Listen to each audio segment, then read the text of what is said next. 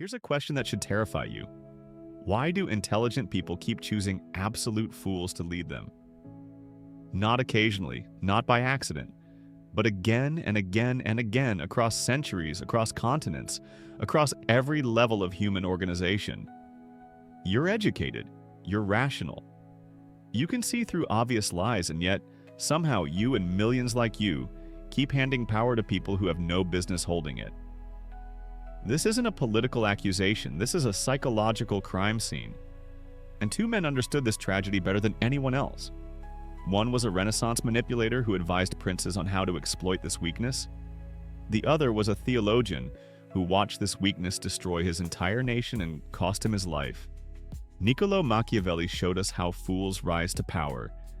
Dietrich Bonhoeffer showed us why they're more dangerous than evil itself. What you're about to discover isn't taught in schools. It's not discussed in polite company.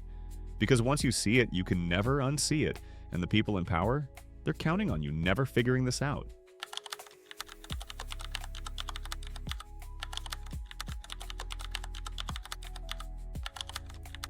Let's establish something uncomfortable. You're smarter than most of the people who rule you. You know it. They know it. Everyone knows it. So why are they up there and you're down here, watching them make decisions that affect your life, your family, your future? The answer isn't what you think. It's not corruption, though, that exists. It's not a conspiracy, though those happen. It's something far more disturbing, far more fundamental, and far more ancient. It's a design flaw in human psychology itself. Throughout history, in every civilization, the same pattern repeats.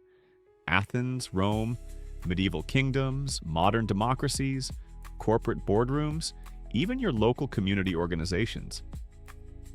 Intelligent people somehow consistently choose incompetent leaders. And here's what makes it truly maddening. The smarter people become, the more educated they are, the more access they have to information, the worse this problem seems to get.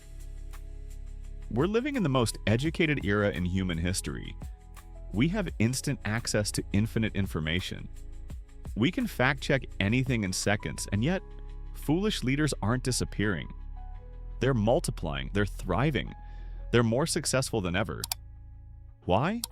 Because 500 years ago, a political advisor in Florence discovered something about human nature that powerful people have been exploiting ever since. And 80 years ago, a German pastor discovered why this exploitation leads to catastrophe.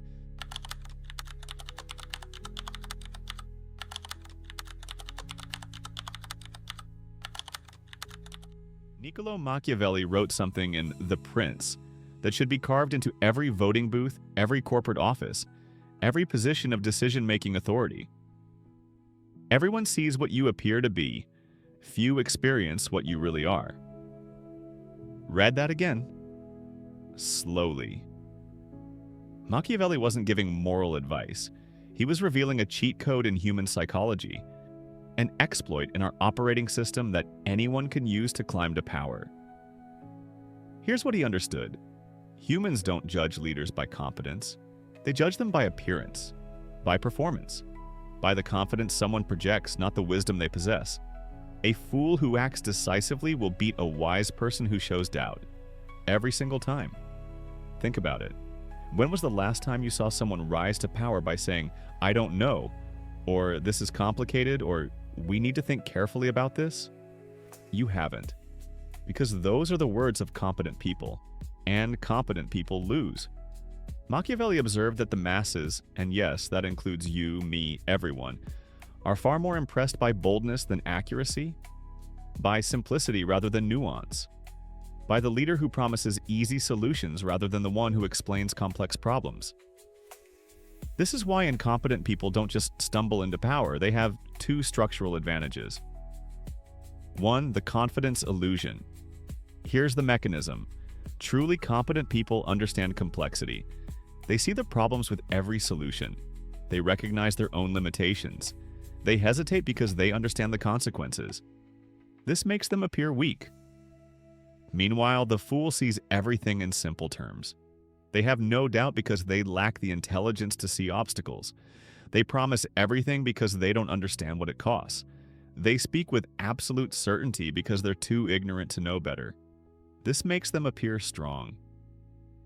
Machiavelli understood that most people cannot distinguish between actual strength and performed strength, between real wisdom and confident ignorance. And once you understand this, you see it everywhere.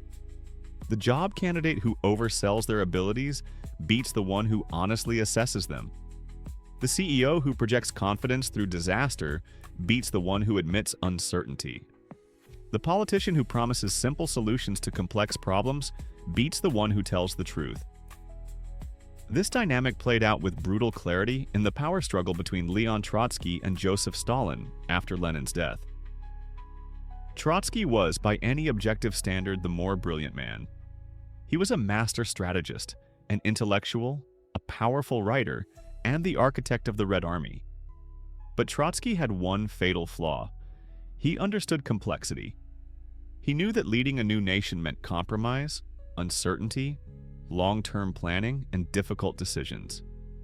He spoke like a man who saw 50 possible outcomes, because he did. And that made him appear hesitant, overly analytical, and even disconnected from the emotions of ordinary people. Stalin had none of these weaknesses. He did not trouble himself with nuance, historical forces, or philosophical caution. He spoke with absolute confidence, even arrogantly. He made aggressive promises, clear declarations, and threats that left no ambiguity. He projected certainty, and certainty looks like power. Trotsky was respected, Stalin was feared, and the masses often choose the latter because fear feels like leadership. 2. Spectacle over substance. Machiavelli also understood something else. People judge based on immediate impressions, not long-term results. A leader who fails spectacularly but looks strong doing it will outlast a leader who succeeds quietly but appears weak. Always. This is why incompetent leaders focus obsessively on optics, on performance, on the theater of power, because they instinctively understand, even if they can't articulate it, that appearance matters more than reality. They know that by the time reality catches up with appearances, they'll already be powerful enough that it doesn't matter. Machiavelli wasn't endorsing this, he was exposing it, showing how the game is actually played, not how we wish it was played. But here's where it gets darker.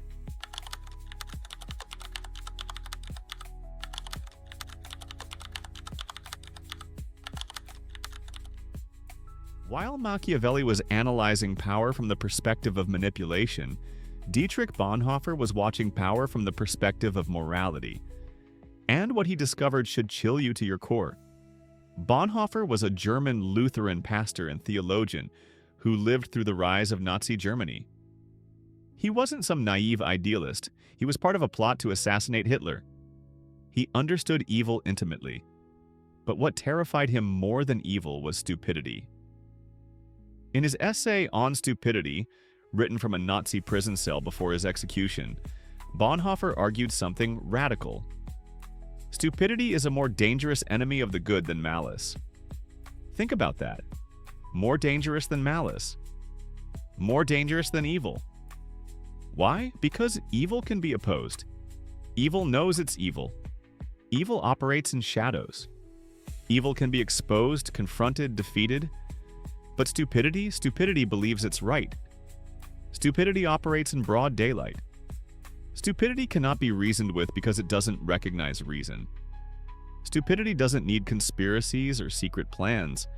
It destroys through sheer incompetence. But here's where Bonhoeffer's insight becomes devastating. He argued that stupidity isn't primarily an intellectual defect. It's a moral and psychological one. Stupid people in Bonhoeffer's framework are those who have surrendered their independent judgment, who have given their thinking over to someone or something else, who have become what he called instruments of external forces. In other words, stupid leaders aren't always born stupid. They're made stupid by their surrender to power, ideology, or the crowd. This is the connection to Machiavelli. The fool who rises to power through appearance and confidence doesn't need to be a mastermind. In fact, they're often better off being genuinely incompetent, because their incompetence makes them predictable, controllable, useful. A foolish leader is a puppet. And the puppet doesn't need to understand the play, it just needs to move when the strings are pulled. But here's the question. How could stupidity destroys nations Bonhoeffer watched his entire nation collapse under the weight of this principle? Not because Germans were uniquely stupid, they were among the most educated people on earth, but because collective stupidity, the kind that emerges when people surrender their judgment to a movement or a leader, is unstoppable. Evil dictators need henchmen, but stupid dictators need nothing, just a population willing to stop thinking for themselves. And here's the truly terrifying part. Smart people are just as vulnerable to this as anyone else. Maybe more so, because intelligence without wisdom is just a faster way to rationalize stupidity.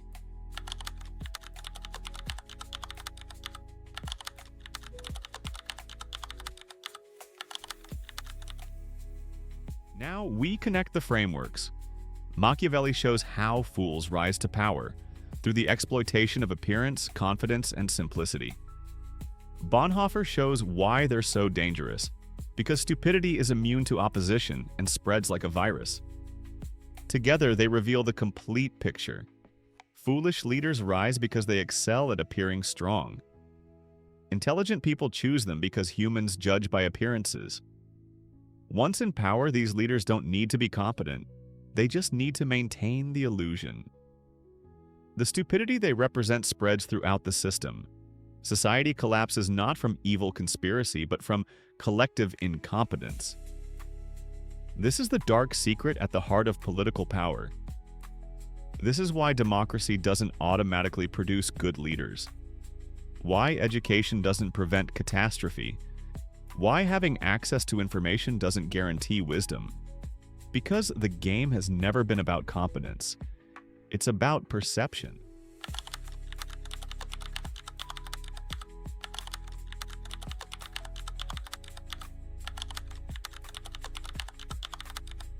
Modern psychology has confirmed what Machiavelli intuited and Bonhoeffer witnessed. In 1999, psychologists David Dunning and Justin-Kruger conducted a series of experiments that uncovered one of the most disturbing patterns in human intelligence. The people with the least ability are often the most confident. They found that most incompetent individuals don't realize they are incompetent, not because of arrogance, but because they lack the very skills required to recognize their own lack of skill. Their ignorance blinds them to their ignorance. Meanwhile, the most capable people frequently underestimate themselves because they see the complexity of reality, the difficulty of real solutions, and the vast limits of what they don't yet know. In a bitter psychological twist, the more a person truly understands, the more aware they become of how much they still don't know. The Dunning-Kruger effect is simple. Incompetent people overestimate their abilities. Competent people underestimate theirs. This isn't a small bias, it's a massive distortion. Studies show that people in the bottom quartile of ability rate themselves on average in the 60th percentile. They literally cannot see their own incompetence. Meanwhile, experts suffer from what's called imposter syndrome, the feeling that they don't deserve their success, that they're about to be exposed as frauds. So what happens in a competition for leadership? The incompetent person walks in projecting absolute certainty. They have no doubt, no hesitation, no qualification. They promise everything because they don't understand the costs. The competent person walks in with careful analysis, measured statements, and honest uncertainty about complex outcomes. Who does the crowd choose? Every single psychological study on this confirms the same result. Groups consistently prefer confident wrong answers to uncertain right ones. This is Machiavelli's principle in laboratory conditions. Appearance beats reality. Confidence beats competence. The fool wears the Machiavellian mask without even knowing it.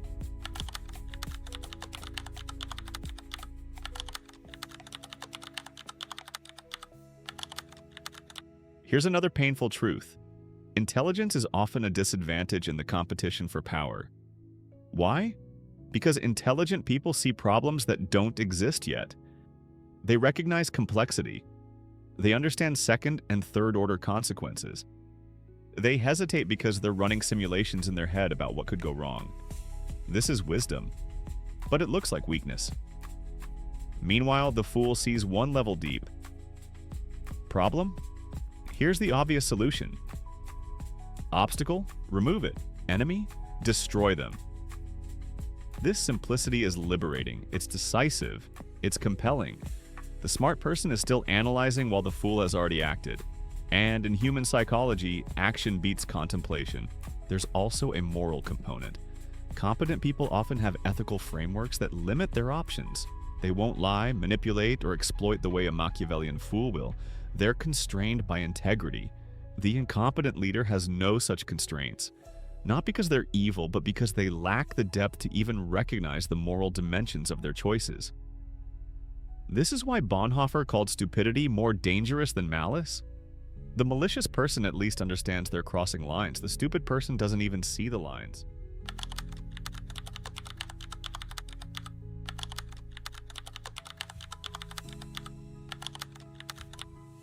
Why are humans so vulnerable to confidence? Why do we keep falling for it? Because for most of human history, confidence was a reliable signal of competence. In a small tribe of hunter-gatherers, the confident warrior probably was the best warrior. The confident tracker probably did know where the animals were.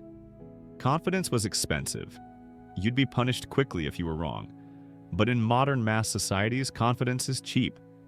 You can project confidence to millions of people who will never interact with you personally, who will never see the consequences of your decisions, who will only judge you based on the performance.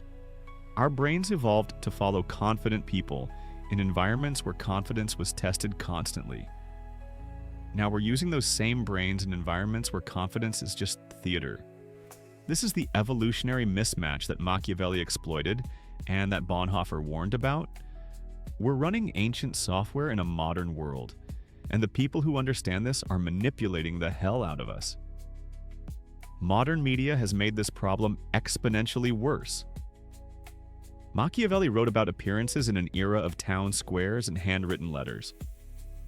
Imagine what he would say about 24-hour news cycles, social media, and algorithmic content curation.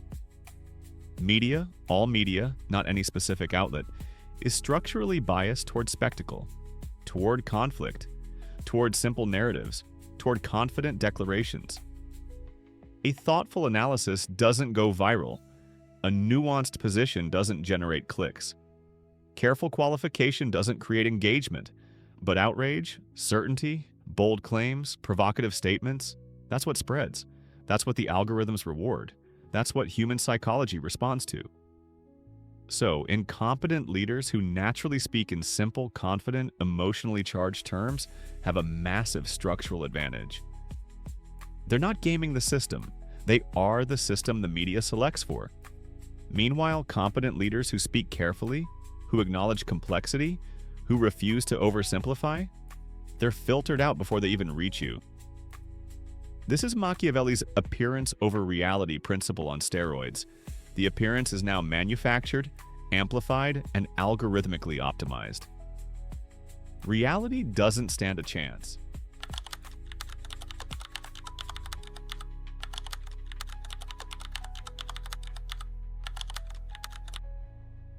But here's where Bonhoeffer's insight becomes crucial. Stupidity isn't just an individual trait, it's social. Bonhoeffer observed that stupidity emerges when people surrender their individual judgment to the crowd, to the movement, to the ideology, to the charismatic leader. This is why intelligent people fall for foolish leaders.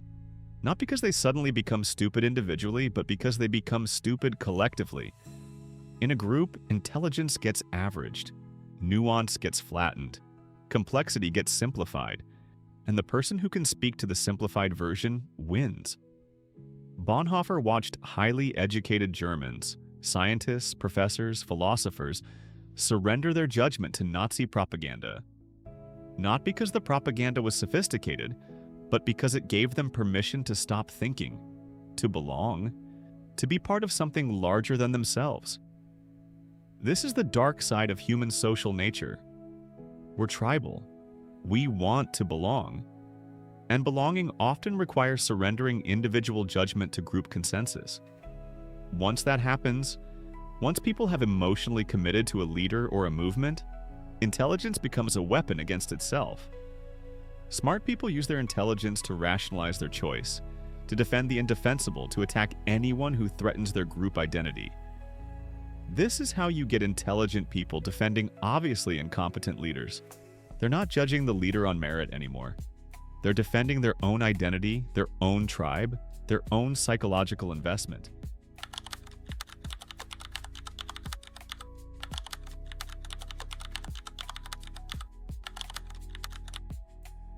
A wise prince must choose wise advisors and give them the freedom to speak the truth.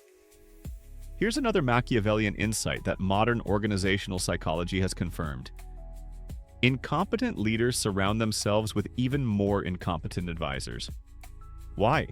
Because competent advisors are threatening. They see the leader's flaws. They ask difficult questions. They present unwelcome realities. Incompetent leaders can't handle this, so they instinctively select for loyalty over competence, for agreement over insight, for people who make them feel smart rather than people who are actually smart. This creates a cascading effect. The incompetent leader promotes incompetent advisors who promote incompetent subordinates who promote incompetent staff. Soon, the entire organization is selected for incompetence. History is filled with examples where powerful leaders destroyed their own organizations not through enemies, but through the people they chose to listen to. One of the clearest examples is Adolf Hitler during World War II. Hitler began his rise with talented military strategists around him, experienced generals, brilliant tacticians, and veterans who understood the reality of large-scale warfare. But the smarter they were, the more dangerous they became to him. Why? Because they challenged him. They warned him that invading Russia would overextend Germany. They told him that splitting the army across multiple fronts was suicidal. They tried to present reality, and reality hurt his ego. So Hitler did what incompetent leaders always do. He removed the smart people. He replaced seasoned generals with yes-men, people who told him he was a genius, people who would rather lose a war than contradict their leader, people who protected his self-image rather than the future of the nation. Hitler didn't want advisors, he wanted worshippers. And that is how an empire capable of dominating Europe collapsed under the weight of its own manufactured stupidity. Machiavelli understood this. He warned that princes should seek advisors who tell them the truth, not what they want to hear. But he also knew that most princes wouldn't follow this advice, because most princes were themselves incompetent.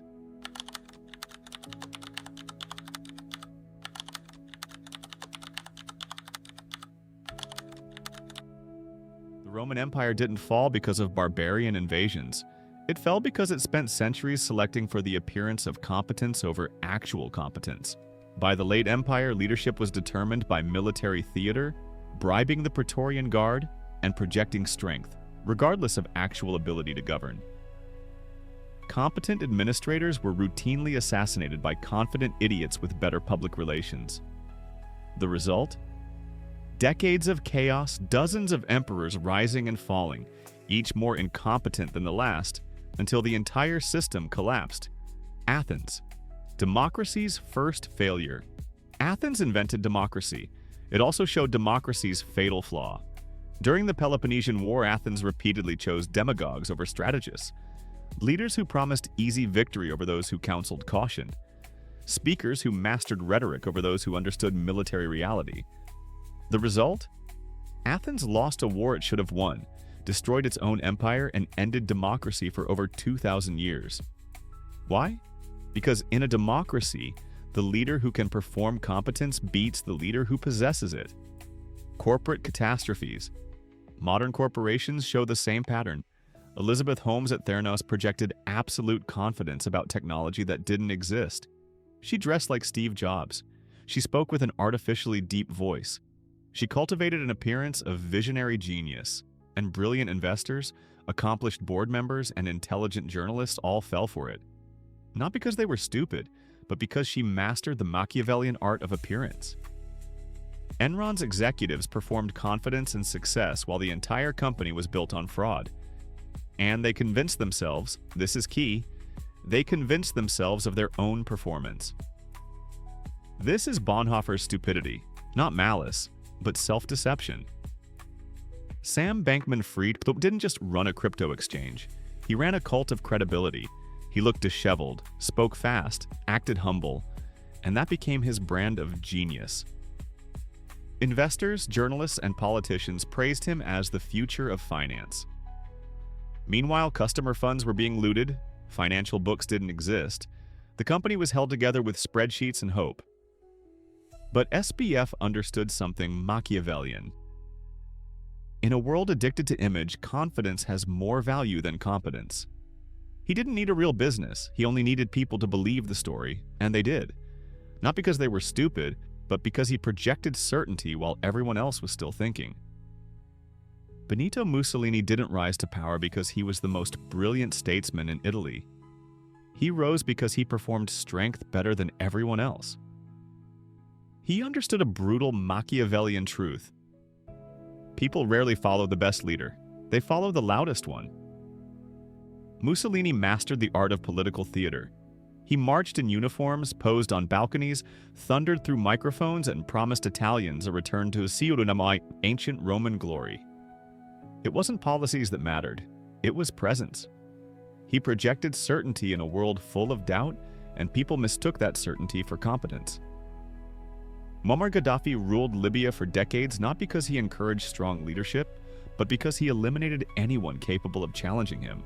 Over time, he surrounded himself with officials who told him what he wanted to hear, not what he needed to know. As the years passed, Gaddafi became trapped in a fantasy world where every idea he had was brilliant and every policy was perfect. When rebellion erupted, he was genuinely shocked, because his inner circle had spent years protecting his ego instead of protecting his nation. Idi Amin built a regime that rewarded loyalty over intelligence and fear over truth.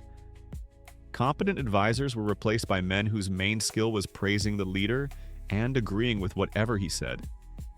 This created a government that could not solve problems, could not plan long-term, and could not operate without Amin's impulse decisions. The result was predictable: economic collapse, diplomatic isolation, and a military that couldn't function. Amin was not destroyed by enemies first. He was destroyed by the incompetence he had deliberately cultivated around himself. In every of these cases, the pattern is identical: confident fool projects, strength, and simplicity. Intelligent people choose them over complex alternatives. Once in power, fool surrounds themselves with more fools. System becomes increasingly incompetent. Collapse becomes inevitable. This pattern doesn't care about politics, economics, or culture. It's a feature of human psychology itself.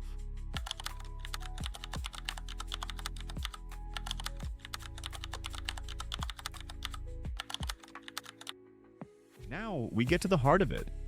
With all this evidence, all this history, all this understanding, why do intelligent people keep making the same mistake? 1. Tribal identity over rational assessment. Humans aren't primarily rational, we're primarily tribal. Once you've identified with a leader, a party, a movement, a cause, your intelligence gets redirected. You don't use it to evaluate anymore, you use it to defend. This is why political discussions are so frustrating. Everyone thinks they're being rational, but they're actually being tribal. Intelligence becomes a weapon to protect group identity, not a tool for truth-seeking. Smart people choose foolish leaders not despite their intelligence, but using their intelligence to rationalize the choice. 2. Emotional voting in rational disguise. People like to think they make decisions rationally, then feel emotional about them. The truth is the opposite. We make decisions emotionally, then rationalize them intellectually. You choose a leader based on how they make you feel: safe, angry, hopeful, vindicated. Then you construct elaborate intellectual justifications for that emotional choice. The fool who makes you feel strong is more appealing than the expert who makes you feel uncertain.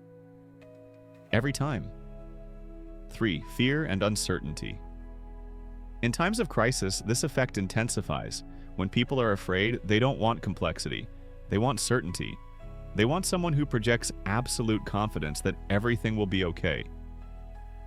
The competent leader says, "This is difficult. Outcomes are uncertain. We'll do our best." The incompetent leader says, "I alone can fix this." Guess who wins? Machiavelli knew that crisis was opportunity for manipulators. Bonhoeffer watched as economic crisis and national humiliation made Germans vulnerable to the ultimate confident fool. Fear makes us stupid, and smart people aren't immune to fear. 4. The desire for simple solutions. Complex problems require complex solutions, but complex solutions don't feel satisfying.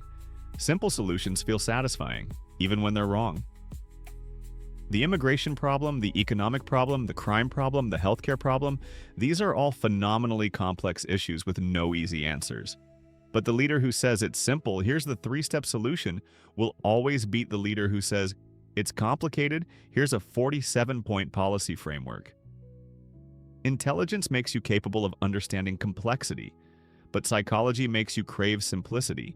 The fool provides simplicity, and we reward them for it. 5. Manipulation by confident performance. Finally, understand this. The most effective manipulators don't know they're manipulating. A conscious liar has tells. They show stress. They worry about being caught. But a fool who genuinely believes their own incompetent ideas? Who truly thinks their simple solutions will work? Who honestly believes in their own myth? That's undetectable. Because it's not performance, it's genuine. This is ultimate Machiavellian trick. The best mask is no mask at all. The most effective deception is self-deception. The most dangerous fools are the ones who don't know they're fools. So what do? How do we escape this trap?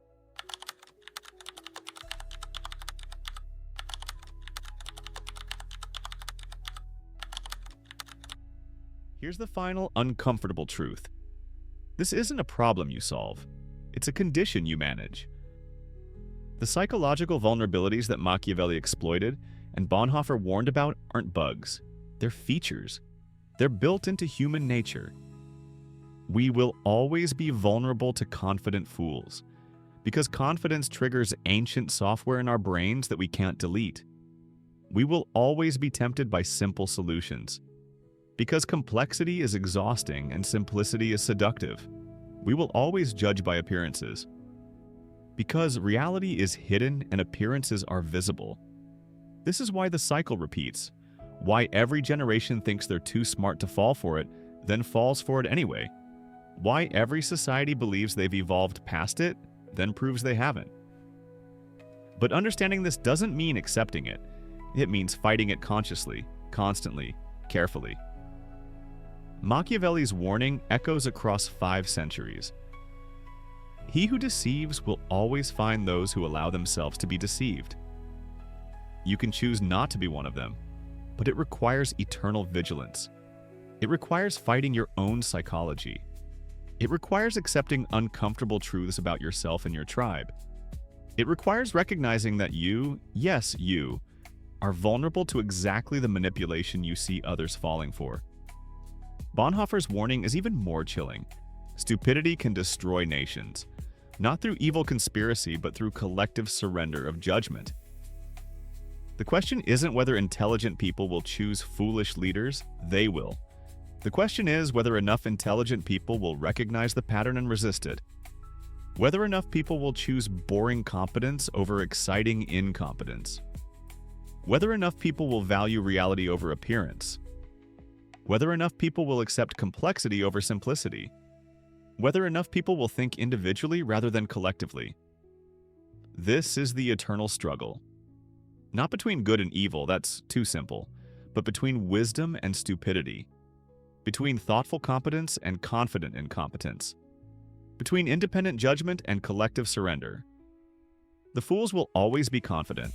The manipulators will always be charismatic. The simple solutions will always be appealing. Your job, your only job, is to see through it, not once. Not when it's easy, but every single time, even when it costs you, even when your tribe turns on you, even when the simple solution is so seductive you can taste it. Because civilization doesn't collapse in one catastrophic moment. It collapses one stupid decision at a time. made by intelligent people who should have known better. The game hasn't changed since Machiavelli's time. The rules haven't evolved since Bonhoeffer's warning. Only the stakes have gotten higher. The question is, are you playing?